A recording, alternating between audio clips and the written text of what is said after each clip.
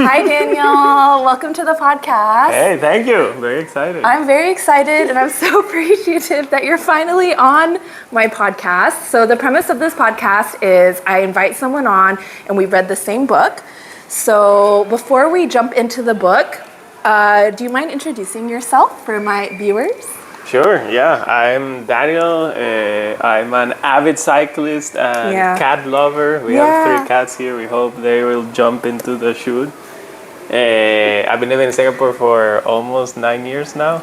And I started reading because my mom would bribe me with 100 colones every time I would finish a book. What's a colones? It's like the Costa Rican currency. Wait, so how much is that? Is it not very much? I mean, back in the day, it was enough for like, some candy or something. Okay. And then I liked reading so much that I stopped asking her for the money. So it was a good deal for her, yeah. I never knew that. That's so sweet.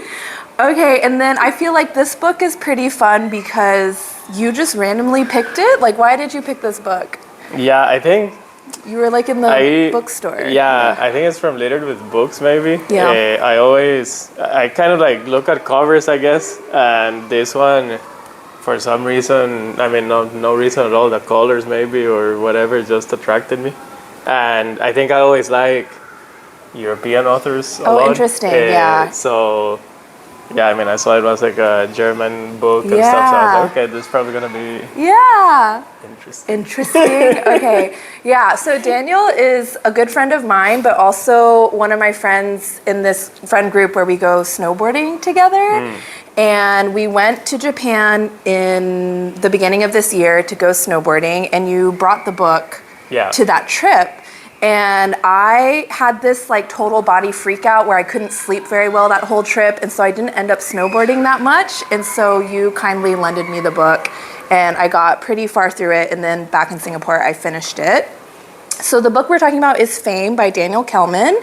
I was wondering it's been a while since we read it, but Daniel, did you just reread the whole book? So I just finished the last chapter like half an hour ago. Okay, so since you finished the last chapter half an hour ago, I'm gonna ask a big demand of you and see if you can like summarize what this book is about. Yeah. Maybe just like the general premise. Yeah. And I think also this is one of these books that the back cover doesn't really explain what it actually is about. Oh, what's the back cover say?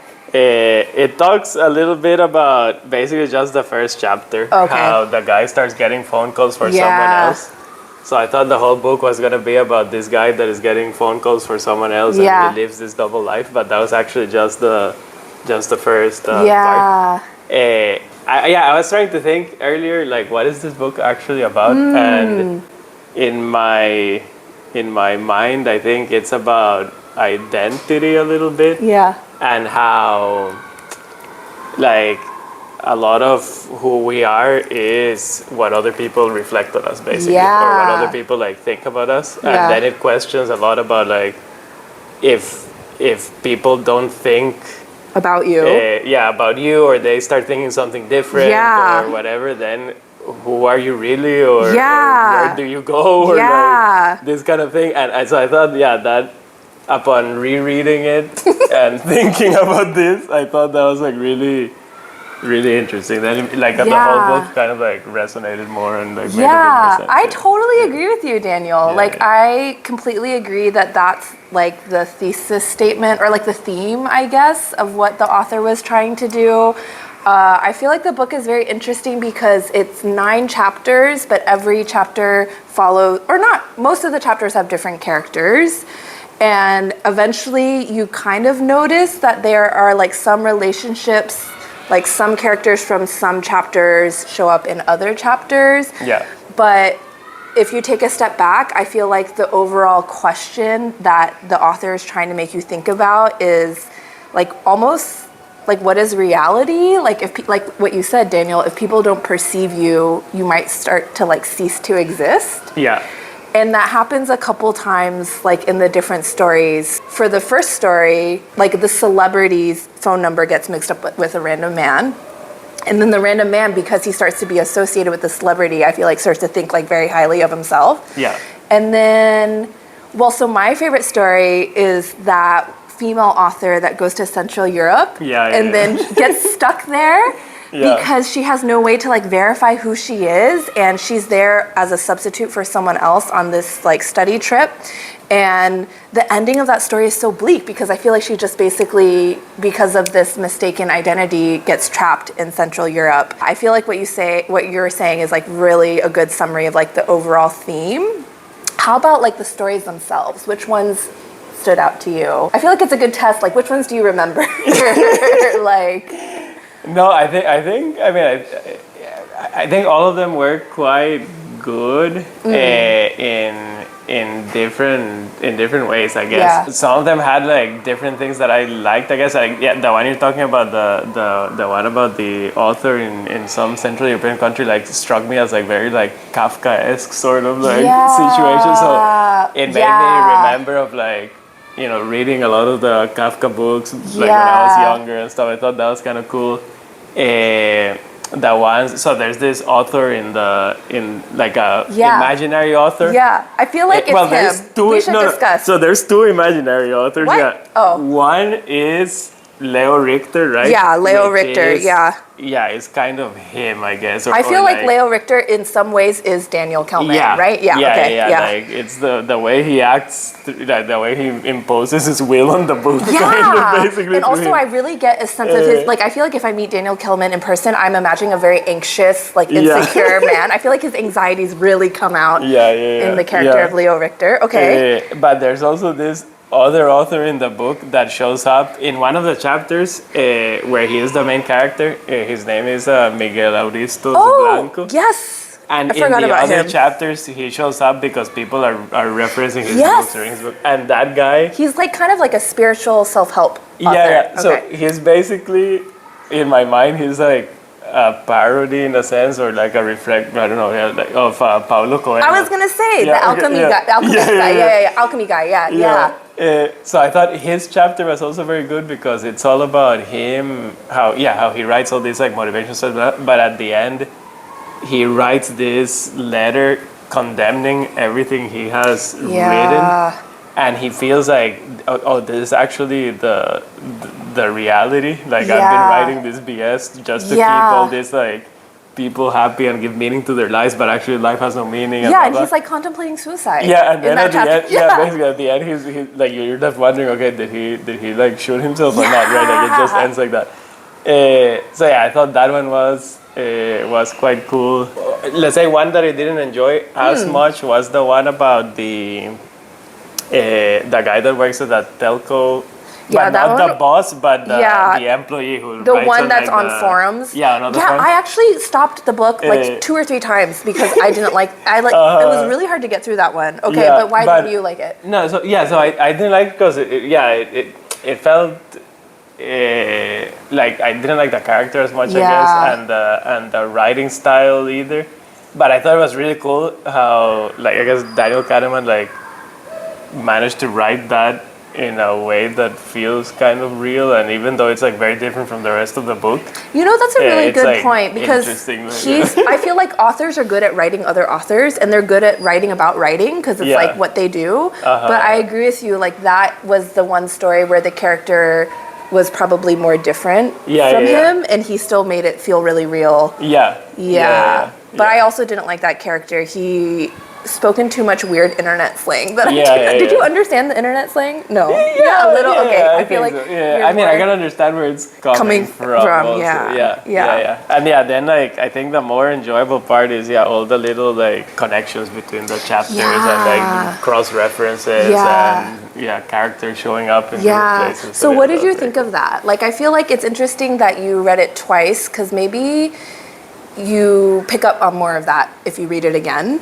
But like, if you think back to like the first time you read it, did it feel like a fun puzzle that you were putting together, or was it frustrating, or did you even know what was happening? Because I thought they were all going to be like separate standalone short stories. So I feel like I didn't even realize what was happening until maybe like the second or third one. The first time I read it, I sort of noticed these things, but one thing that I never do when I read books, at least the first time, which is usually most of the time I only read them once. This is the first book you've read twice. Like, really try to, like, make the connections. You don't do or you do? I don't. Oh, you just let it wash over you. Yeah, kind of.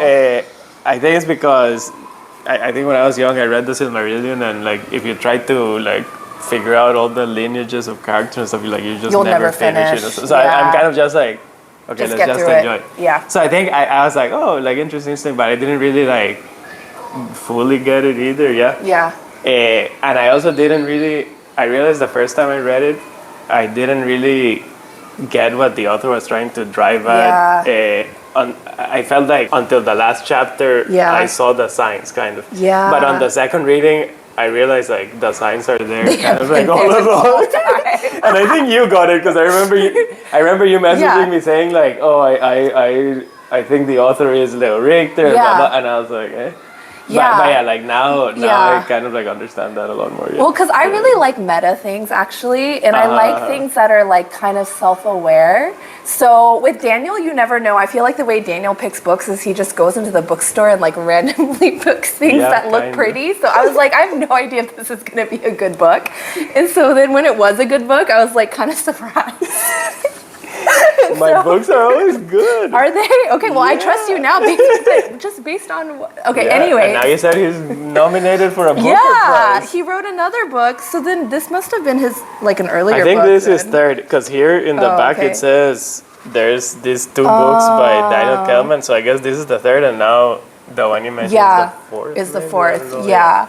Because I finished this book and I was like, oh wait, this is a really interesting book. It's doing something that I haven't seen other books do. Like, I feel like it's very interesting and different in a way that's not super pretentious. Like, I really enjoy that he depicts Leo Richter as kind of, like, pathetic and, like, overly anxious, because it makes me feel like the author is, like, kind of taking the piss out of himself. Yeah. Which I appreciate. After I finished the book, I texted Daniel and I was like, oh yeah, this is actually very interesting and it would be a great book to discuss on the podcast. Yeah. But one thing I wanted to ask you about, so I also really liked the story, which is called Rosalie Goes Off to Die, because I think the subject matter, just full stop, is so interesting, because she's trying to kill herself. Yeah. Like she just is, like, she's an older woman and she's going to, like, an assisted euthanasia facility. So I feel like that is so interesting just right off the bat. But in that story, midway through, she starts to plead with the author to not kill her off. What did you think while you were reading that one? I thought that was so interesting. I thought it was really cool. I remember thinking, like, this is the kind of thing maybe you, when you're taking, like, a creative writing class in, like, undergrad, you're like, oh, I'm gonna write this awesome story, and like the professor's like, lol. but when I was reading, I was like, oh, but this guy actually, like, is obviously not some random person. He's obviously a published author. So, like, I mean, I think he pulled it off quite nicely, and I thought, like, it was very. I find it kind of interesting at the. So all this time he's saying, like, you know, I cannot change the story. I cannot change the story. Exactly. Like, she begs him, but then the writer is like, sorry, this is the story. Like, this is the story. Like, it's out of my hands. Yeah, and then, but eventually, like, this character comes in, and you see the author saying, like, oh, I don't know where this character came from. Like, I'm kind of pissed at this story. Like, why is this happening to the story? And I thought it was kind of cool. Maybe, like, as also, like, you know, maybe imagine the author getting, like, some new idea and, like, a story going, like, the way that he didn't think it would go. Oh, I didn't think about it that way. And and when you read a book, obviously you only read, like, the finished thing. Oh, that's so interesting. But it was a bit like peeling off and seeing, like, the process. Oh, that's so interesting. I didn't think of it that way, and I think that's definitely spot on, because I feel like a lot of this book is, like, the author trying to work through his own. So, okay, I definitely agree with the, like, identity theme.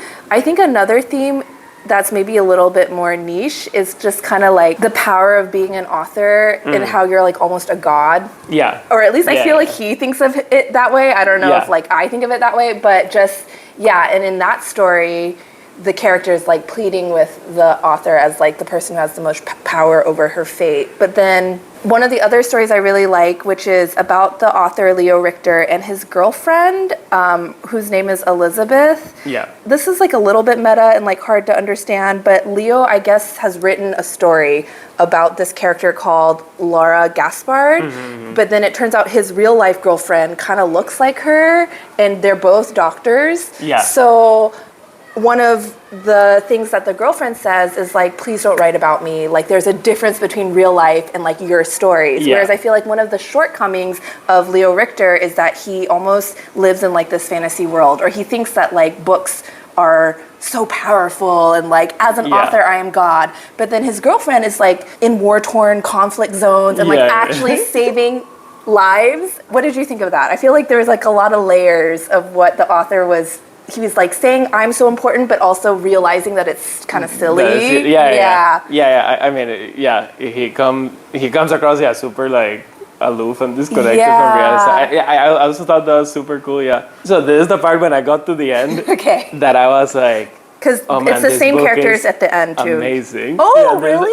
So because in the last chapter, it's basically Leo Richter, the author, and you're Elizabeth, right. Yeah, and they're going to where Elizabeth is working in like Africa or something. Yeah, and then this lady is there, and she introduces herself, as Lara Gaspard. Yes. And then like, so it all like comes like, crashing down. Yeah, I forgot that. Yeah. So I was like, holy crap. So then like, it's like those earlier chapters are also like not even real. So like you start questioning like, wait. So I thought, that was like super cool. Yeah, that was the part when I was like, okay, this book is definitely like, it's not just like a fun whatever book. It's actually like really, really good. And I totally agree. I kind of forgot that happened because the ending story is the same characters, and it's basically like everything comes crashing down, like the conflation of like who we thought were real characters versus the story characters are now all.